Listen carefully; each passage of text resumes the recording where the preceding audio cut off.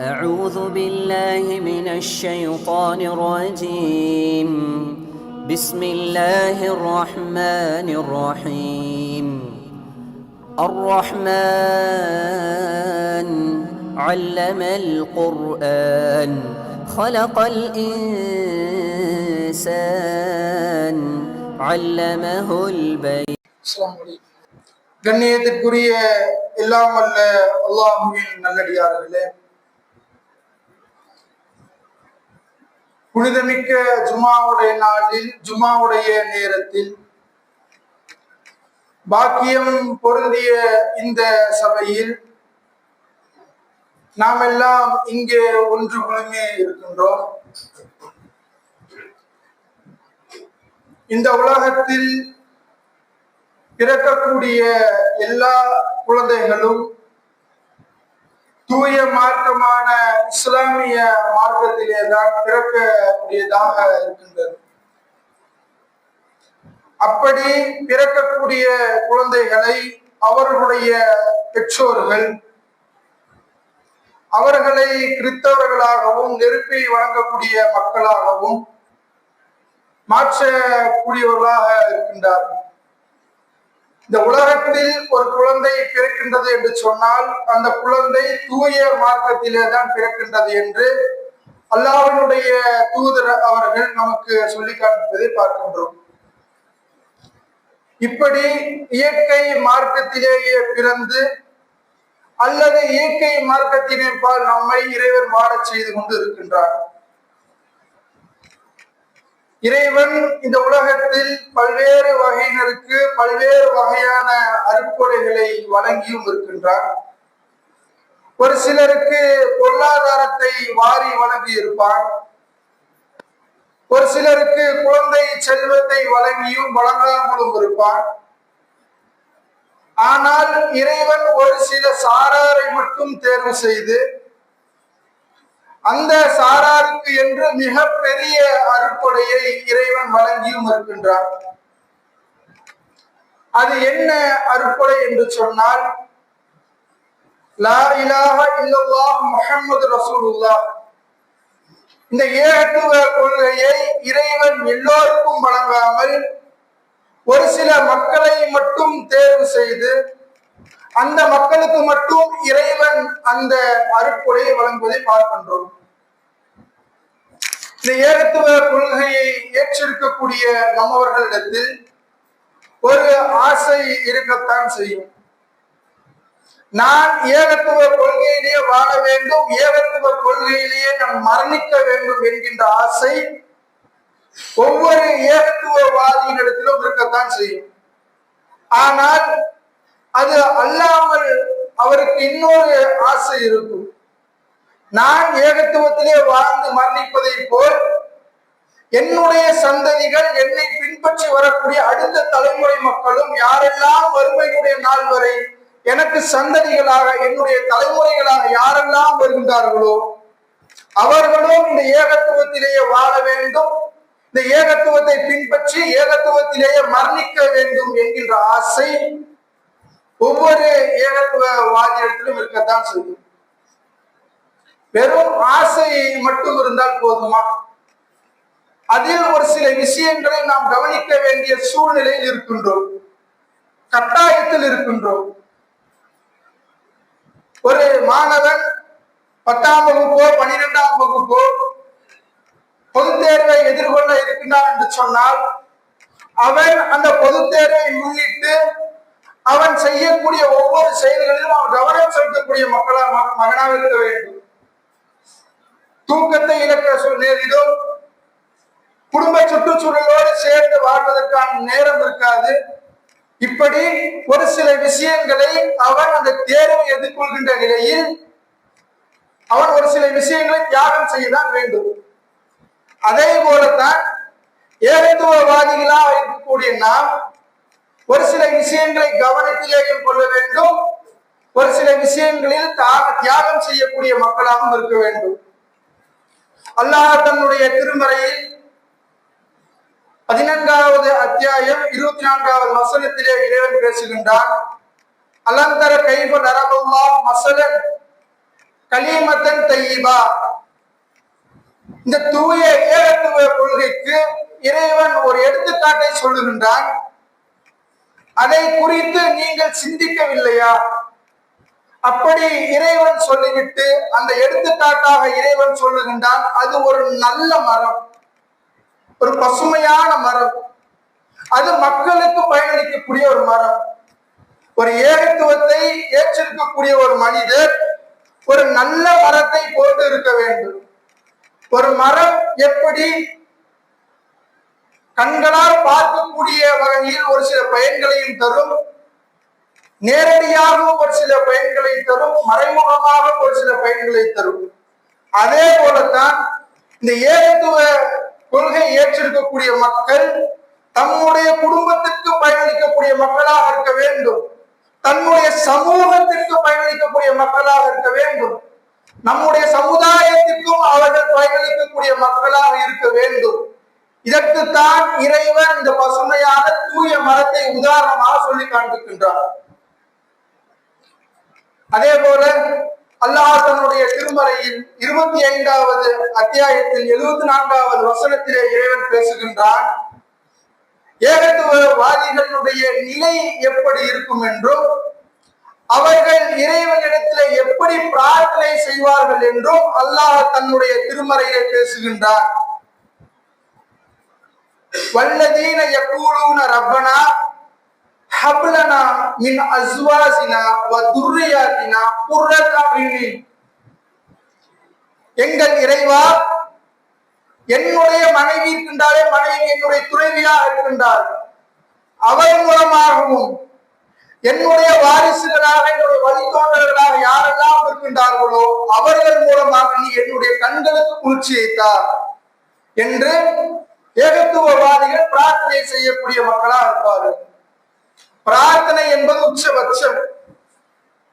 ஏகத்துவவாதியாக இருக்கக்கூடிய ஒரு ஆண், இறைவா என்னுடைய மனைவியினுடைய செயல்களில் இருந்து எனக்கு கண்களுக்கு குளிர்ச்சியை தான், என்னுடைய வழித்தோன்றலாக என்னுடைய மறுமை நாட்களை யாரெல்லாம் என்னுடைய வழித்தோன்றலாக வருகின்றார்களோ அவர்களுடைய செயல்களில் இருந்தும் இறைவா எனக்கு கண்களுக்கு குளிர்ச்சியை தான் என்று பிரார்த்தனை செய்வார்கள். அந்த வசனத்தினுடைய இறுதியிலே இறைவன் சொல்லுகின்றான், வஜஅல்னா லில் முத்தகீன இமாமா.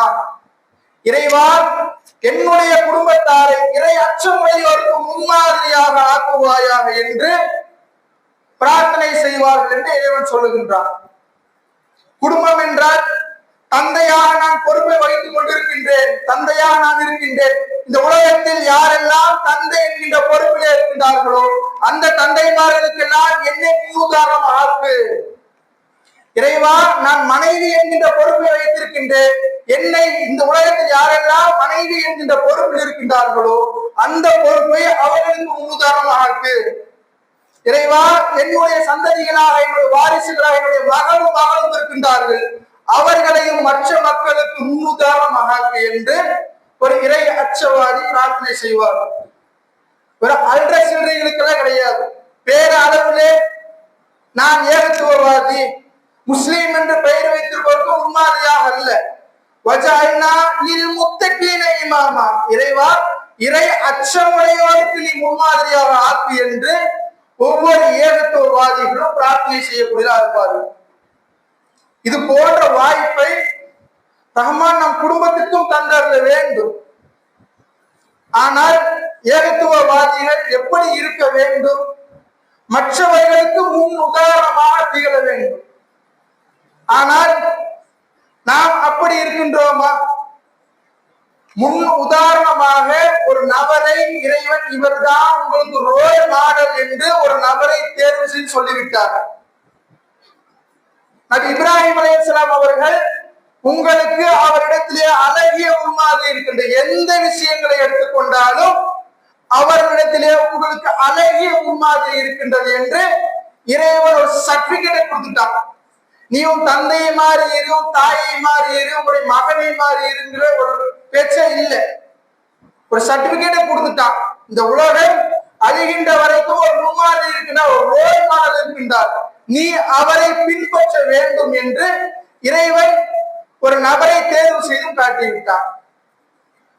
இப்படி இருக்கக்கூடிய நிலையில் நாம் இந்த உலகத்திலே வாழ்ந்து ஒரு நாள் மரணிக்க இருக்கின்றோம். அந்த மரணத்தினுடைய தருவாயில் மரணத்தை சந்திக்கக்கூடிய ஒவ்வொருவரும் அந்த மறுமையினுடைய நாளில் நிற்கக்கூடியவராக இருப்போம். இறைவன் முன்னால் ஒவ்வொருவரும் இறைவனுடைய விசாரணைக்கு முன்னால் நிற்கக்கூடிய மக்களாக இருப்போம். அப்படி இறைவன் தன்னுடைய விசாரணையை தொடர்கின்ற பொழுது என்னுடைய தனிப்பட்ட வாழ்வையின் குறித்தும், நான் தொழுதேனா, நீ தொழுதாயா, உனக்கு செல்வத்தை வழங்கி இருந்தேன், நீ ஜகாத் கொடுத்தாயா, சதகா செய்தாயா, உனக்கு பொருளாதாரத்தை வழங்கி இருந்தேன், நீ ஹஜ் செஞ்சியா என்று தனிப்பட்ட வாழ்வை குறித்தும் இறைவன் விசாரணை செய்வான். அதே போல யார் யாரெல்லாம் நம்முடைய பொறுப்புகளின் கீழாக வருகின்றார்களோ அந்த பொறுப்புகளை குறித்தும் இறைவன் நாளை மறுமையை விசாரணை செய்வான். அல்லாஹ்வுடைய தூதரவர்கள் சொல்லுகின்றார்கள், நினைவில் கொள்ளுங்கள், நீங்கள் ஒவ்வொருவரும் பொறுப்பாளிகள் தான். நாளை உங்களுடைய பொறுப்புகளை குறித்து விசாரணை செய்யப்படுவீர்கள் என்று அல்லாஹ்வுடைய தூதரவர்கள் சொல்லுகின்றார்கள். ஒரு ஆணாக இருக்கக்கூடிய ஒருவர் தன் குடும்பத்தாருக்கு பொறுப்பாளர். அதுவே ஒரு பெண்ணாக இருந்தால் கணவனுக்கும் இல்லத்துக்கும் அவனுடைய குழந்தைக்கும் பொறுப்பாளனாக இருக்கின்றாள் என்று அல்லாஹ்வுடைய தூதரவர்கள் சொல்லுகின்றார்கள். நமக்கு ஏராளமான பொறுப்புகள் வழங்கப்பட்டிருக்கும். இறைவன் குழந்தை செல்வத்தை கொடுத்து தந்தை என்கின்ற பொறுப்பை வழங்கி இருப்பான். வயது முதிர்ந்த பெற்றோர்களை கொடுத்து மகன் மகள் என்கின்ற ஒரு பொறுப்பை வழங்கி இருப்பான். இப்படி ஏராளமான பொறுப்புகள் நமக்கு வழங்கப்பட்டு இருக்கின்றது. அந்த பொறுப்பு என்பது இந்த இம்மையினுடைய வாழ்விலேயும் நாளை மறுமையினுடைய வாழ்விலேயும் நமக்கு சோதனையாக இருப்பார்கள் என்றும் அல்லாஹ் தன்னுடைய திருமறையில பேசிவிட்டார். சற்று சிந்தனை செய்து பாருங்கள். நம்முடைய மொஹல்லா, இங்க ஆண்கள் பகுதியில் ஒரு 100 நபர்கள் இருக்கின்றோம், பெண்கள் பகுதியில் ஒரு 100 நபர்கள் இருக்கின்றார் வைத்துக் கொள்வோம். இப்படி கணவன் மனைவியாக இணைந்து இந்த ஜும்மாவிற்கு வந்த நபர்கள் 100 மக்களாக இருப்போம். 100 மக்களுடைய வாரிசுதாரர்களாக ஒரே ஒரு குழந்தை என்று கணக்கில வைத்துக் கொண்டாலும் 50 குழந்தைகள், 50 சீரார்கள், 50 இளைஞர்கள் இருக்கத்தான் செய்வார்கள். சரிதானங்க? 50 இளைஞர்கள் அல்லது சிறுமியர்கள் சீரார்கள் இருக்கத்தான் செய்வார்கள். இப்படி இறைவனும் அல்லாஹ்வுடைய தூதரவர்களும் அந்த இளைஞர்களாக இருக்கக்கூடிய நபர்களை குறித்து அல்லாஹ்வுடைய தூதரவர்கள் சொல்லுகின்றார்கள், யவமதானி மக்பூனு ஃபீமா கஸீரும் மினன் நாஸ். அல்லாஹ்வுடைய தூதரவர்கள் சொல்லுகின்றார்கள், மனிதர்களுக்கு நாம் 2 முக்கிய அருட்கொடை வழங்கி இருக்கின்றேன். அதில் அவர்கள் கவனமற்றவர்களாக இருக்கின்றார்கள் என்று அல்லாஹ்வுடைய தூதரவர்கள் சொல்லுகின்றார்கள். முதலாவதாக அல்லாஹ்வுடைய தூதரவர்கள் சொல்லுகின்றார்கள், அஸ்யஹது, அது முதலாவதாக ஆரோக்கியம், மற்றொன்று வல் ஃபராஹு, ஓய்வு என்று அல்லாஹ்வுடைய தூதரவர்கள் 2 அருட்கொடைகளை குறித்து சொல்லுகின்றார்கள். இந்த 2 அருட்கொடைகளும் ஒரு சாராருக்கு முழுமையாக கிடைக்கும் என்று சொன்னால், ஒருங்கிணைந்து கிடைக்கும் என்று சொன்னால், அது இளமை பருவத்தில் இருக்கக்கூடிய மக்கள் தான். அவர்களுக்கு தான் இந்த 2 அருட்கொடைகளும் முழுமையாக கிடைக்கும். ஒரு மனிதர் முதுமையினுடைய பருவத்தில் இருக்கின்றார் என்றால் அவருக்கு ஆரோக்கியம் இருக்காது, ஆனால் ஓய்வு இருக்கும். அதே இளமை பருவத்திற்கும் முதுமை பருவத்திற்கும் இடைப்பட்ட ஒரு வாழ்வு இருக்கின்றது. அந்த பருவத்திலே இருக்கக்கூடிய மக்கள் அவர்களுக்கு ஆரோக்கியம் இருக்கும், ஆனால் ஓய்வு இருக்காது. ஏன் சொல்றோம்னா, அவருக்கு என்று ஒரு சில பாரங்கள், ஒரு சில சுமைகள் கொடுக்கப்பட்டிருக்கும். பொருளாதாரத்தை திரட்ட வேண்டும், என்னுடைய மனைவி மக்களை பார்க்க வேண்டும் என்று அவர்களுக்கு ஏராளமான சுமைகள் இருப்பதனால் அவர்களுக்கான ஓய்வு இருக்காது. இப்படி எல்லா விதமான 2 அருட்கொடைகளும் ஒருவருக்கு ஒரு சாரே கிடைக்கும் என்று சொன்னால் அது இளைஞர் பருவத்தில் இருக்கக்கூடிய இளமை பருவ மக்களுக்கு தான். இன்னும் இந்த இளமை பருவத்தை குறித்து அல்லாஹ்வுடைய தூதரவர்கள் சொல்லுகின்றார்கள், யார் யாரெல்லாம் நாளை சொர்க்கத்திலே நுழைய இருக்கின்றார்களோ அவர்கள் எல்லோரும் இளமை பருவத்திலேயே நுழையக்கூடிய மக்களாக இருப்பார்கள். எந்த கண்ணும் பார்த்திராத, எந்த உள்ளமும் கற்பனையால் கூட நினைத்து பார்த்திராத அந்த சொர்க்கத்தில் ஒரு மனிதன் நுழைவார் என்று சொன்னால் அவர் இளமை பருவத்தில் நுழையக்கூடிய மக்களாக இருப்பார். அவருக்கு எந்த ஒரு காலத்திலும் எந்த ஒரு நிலையிலும் அவரை முதுமை என்கின்ற ஒரு நோய், ஒரு பருவம் அவரை அடையாது. சொர்க்கத்திலே துன்பங்கள் வராது என்று சொல்லுகின்றார்கள். அவர் இன்பமோடு இருப்பார் என்று இந்த இளமை பருவத்தினுடைய சிறப்பை அல்லாஹ்வுடைய தூதரவர்கள் சொல்கின்றார்கள். பாருங்கள், இன்னும் அல்லாஹ் தன்னுடைய திருமறையிலே பேசுகின்றான். இளமை பருவத்தை குறித்தும் அதை சிறப்பித்தும் சிலாகித்தும் பேசுகின்றார். அல்லாஹுல்லதீ ஹலகக்கும் மின் லம்ஃபின், பலவீனமான நிலையில் அல்லாஹ்வாகிய நான் உங்களை படைத்திருக்கின்றேன். சும்ம ஜஅல மின் பாதி லவ்ஃபின் குவத, பின்னர் பலவீனத்திற்கு பின் பலத்தை உங்களுக்கு நான் அளித்து இருக்கின்றேன். சும்ம ஜஅல மின் பாதி குவதில் லவ்ஃபன் வஸைபா, பின்னர் அந்த பலத்திற்கு பிறகு பலவீனத்தையும் நரையையும் உங்களுக்கு ஏற்படுத்தி இருக்கின்றேன் என்று இறைவன் தன்னுடைய திருமறையிலே பேசுகின்றார். முதலிலே இருக்கக்கூடிய பருவம் குழந்தை பருவம், இறுதியிலே இருக்கக்கூடிய பருவம் முதுமை பருவம். அந்த இரண்டு பருவங்களும் பலவீனத்தோடு நான் உங்களை வடிவமைத்து இருக்கின்றேன்.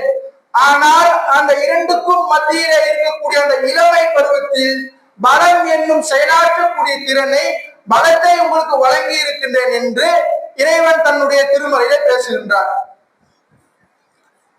அந்த இளைஞருடைய பருவத்தில், இளமை பருவத்தில் நமக்கு பலம் மட்டும் இருந்தால் போதுமா? செயலாற்றுகின்ற திறன் இருந்தால் மட்டும் போதுமா? அந்த பலத்தோடு சேர்த்து நமக்கு பக்குவமும் தேவைப்படுகின்றது.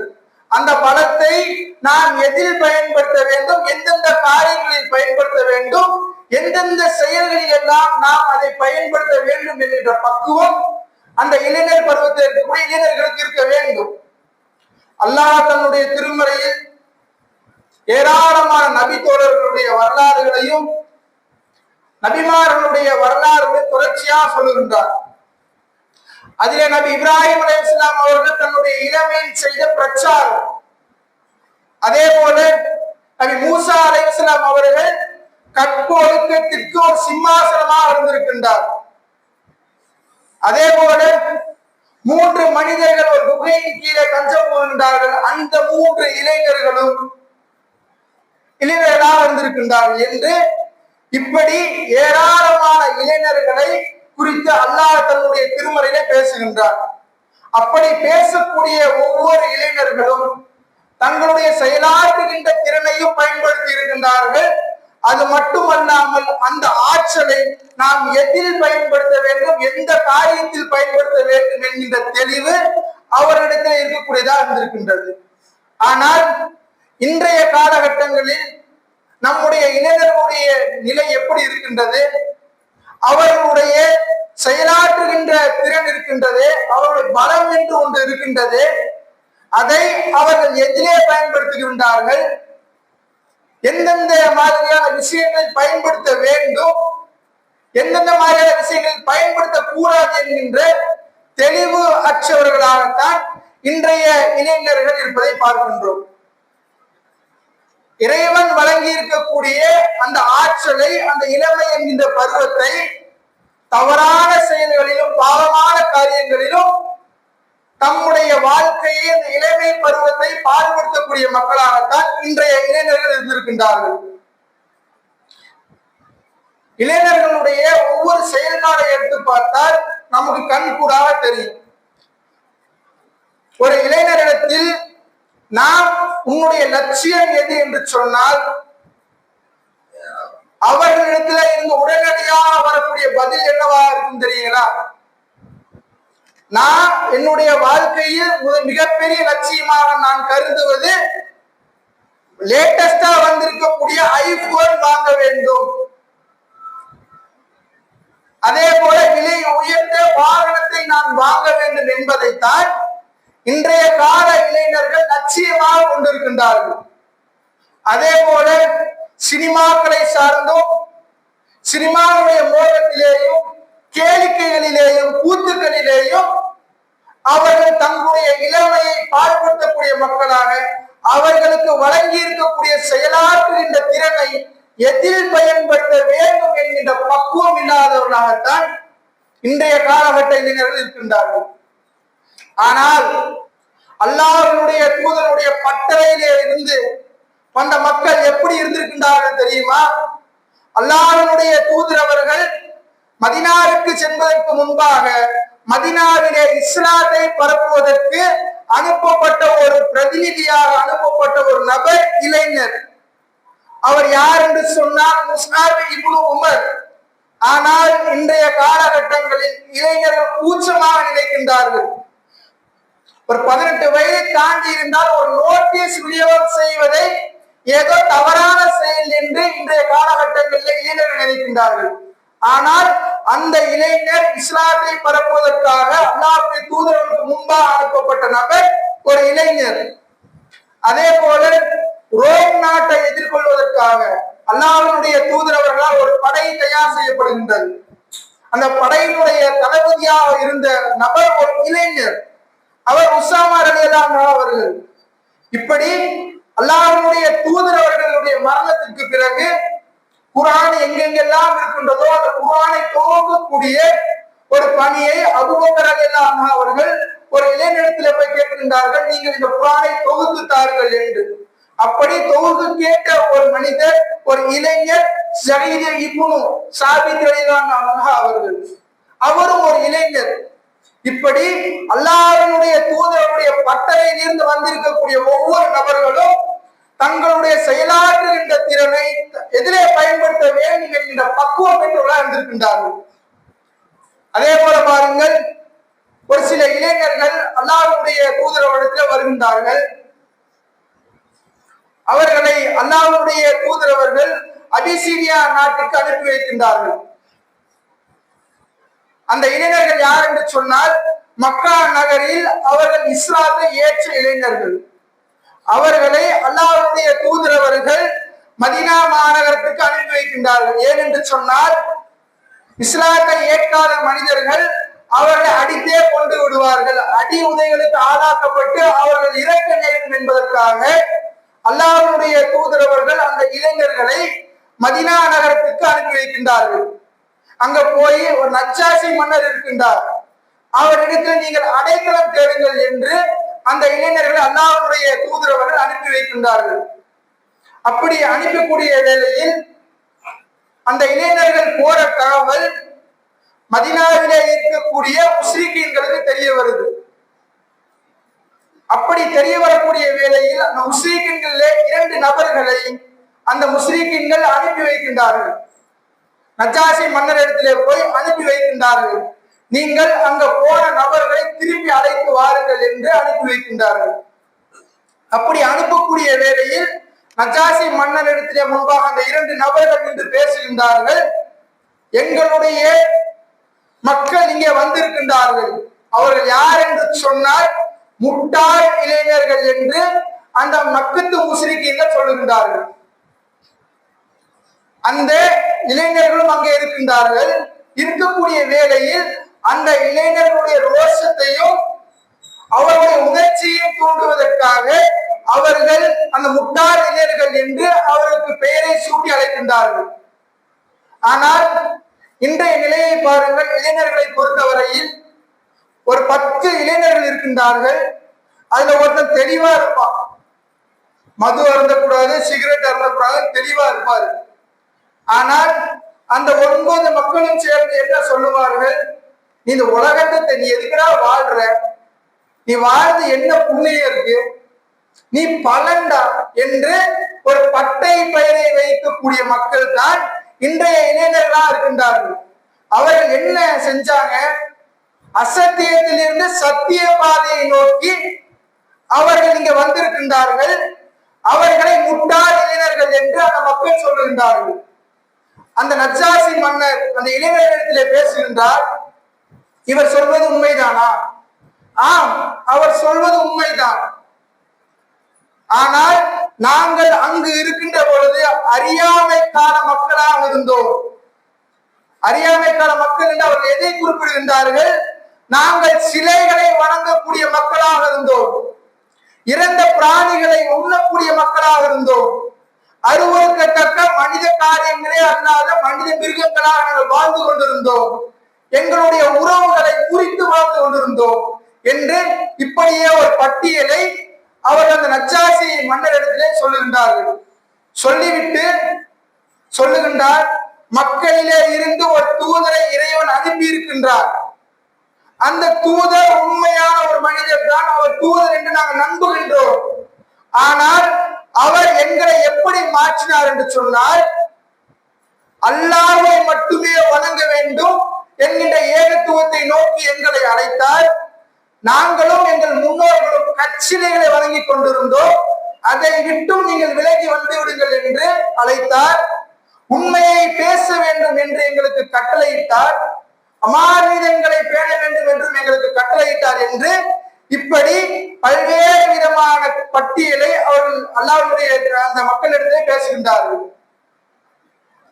நாங்கள் தவறான காரியங்களில் ஊறி திளைத்திருந்தோம், அதிலே இருந்து எங்களை விலக்கிய அவர் எங்களை விலக்கி நல்ல வழியின்பால் எங்களை அழைத்து வந்தார் என்று அந்த நஜ்ஜாசி மன்னரிடத்திலே அந்த இளைஞர்கள் சொல்லுகின்றார்கள். இப்படி பலவிதமான மாற்றங்களை அவர்கள் எங்களிடத்திலே இருந்து ஏற்படுத்தினார். தீமையான காரியங்களில் இருந்தும் பாவமான காரியங்களில் எங்களை தடுத்திருக்கின்றார், எங்களுடைய வாழ்வை மாற்றி அமைத்திருக்கின்றார் என்று அந்த இளைஞர்கள் சொல்லுகின்றார்கள். அன்றைய காலங்கள் எப்படி தெரியுங்களா? அன்றைய காலங்களை பொறுத்தவரையில் வெட்கக்கேடான விபச்சாரம், மது என்று ஏராளமான தவறான தீமையான காரியங்கள் இருக்கக்கூடிய அந்த காலகட்டத்தில் இந்த இளைஞர்கள் அதிலே இருந்து விலகி வந்து இஸ்லாத்தின் பால் வருகின்றார்கள். இருந்தும் அந்த மக்கள், தவறிலே இருக்கக்கூடிய மக்கள் அவரை நம்மை நோக்கி அழைக்கின்றார்கள். இருந்தும் அவர்கள் அந்த முன்னே இருக்கக்கூடிய நிலைக்கு போகாமல் அங்கேயே உறுதியாக இருந்திருக்கின்றார்கள் என்றால், அவர்களுக்கு இறைவன் வழங்கிய செயலாற்றுகின்ற திறன், எனக்கு இது பயன்படுத்துவதற்கான பாதை இல்லை, என்னுடைய பாதை என்பது நன்மையின் பால் நாம் இருக்க வேண்டும், என்னுடைய செயலாற்றுகின்ற திறனை நான் இந்த மக்களுக்கு செய்ய வேண்டும், நன்மையான காரியங்களிலே செய்ய வேண்டும், அதே போல இபாதத்துக்கான விஷயங்களை இருக்க வேண்டும் என்று தெளிவாக இருந்த மக்களாக அந்த இளைஞர்கள் இருந்திருக்கின்றார்கள். ஆனால் இன்றைய காலகட்டங்களை பொறுத்தவரையில் என்ன நிலைமையில் இருக்கின்றோம் சற்று சிந்தனை செய்து பாருங்கள். பலவிதமான தவறுகளிலும் தீமையான காரியங்களிலும் நம்முடைய மக்கள் ஊறி திளைக்கின்றார்கள். அவன் அதை செய்கின்றான், நானும் அதை செய்கின்றேன். என்னுடைய கூட படிக்கிறான், பைக் வச்சிருக்கின்றான், நானும் பைக் வாங்க வேண்டும் என்று எதிரே நம்முடைய செயலாற்றுகின்ற திறனை, நம்முடைய பக்குவத்தை பயன்படுத்த வேண்டும் என்ற தெளிவற்றவர்களாக இன்றைய இளைஞர்கள் இருக்கின்றார்கள். அவர்களை இறைவன் நம் நேர்வழியில் அழைக்க வேண்டும் அப்படி என்ற பிரார்த்தனை செய்தவனாக என்னுடைய இந்த முதல் உரையை முடித்துக் கொள்கின்றேன். அஸ்ஸலாமு அலைக்கும் வரஹ்மத்துல்லாஹி வபரகாத்துஹு. அல்லாஹு